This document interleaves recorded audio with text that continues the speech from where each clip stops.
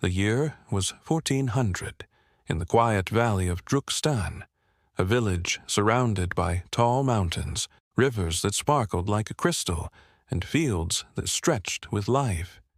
In this village lived a boy named Bavel, only 9 years old, full of energy and kindness.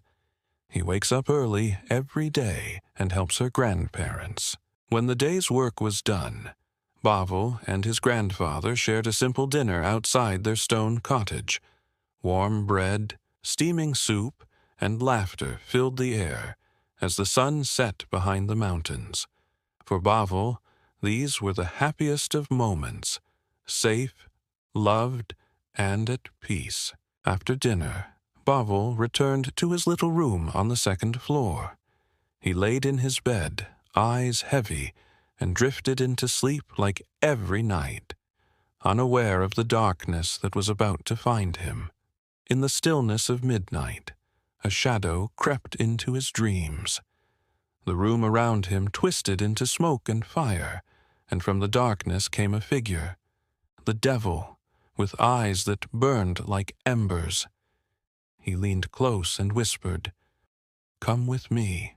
Bavel awoke with a start, his chest rising in panic. He rushed to the window of his little room, and his eyes widened in horror.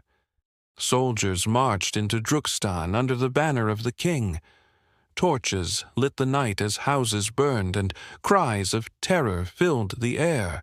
Suddenly, his grandfather burst into the room telling him, "Come with me, my child." Without hesitation, he lifted Bavel into his arms and carried him through the chaos. Villagers ran, flames spread, soldiers struck down everything in their path. But the old man's only thought was keeping his grandson safe. Through a hidden passage among the rocks, the grandfather brought Bavel to a secret shelter. Inside, the flicker of torchlight offered warmth and safety. He placed Bavel gently down, whispering words of comfort. But then, with a heavy heart, he turned back toward the burning village, leaving Bavel alone. In the silence of the shelter, Bavel sat trembling, his small hands wiping away tears. The cries from the village still echoed in his ears. He wept until exhaustion overcame him, and at last he closed his eyes, falling into a fragile sleep.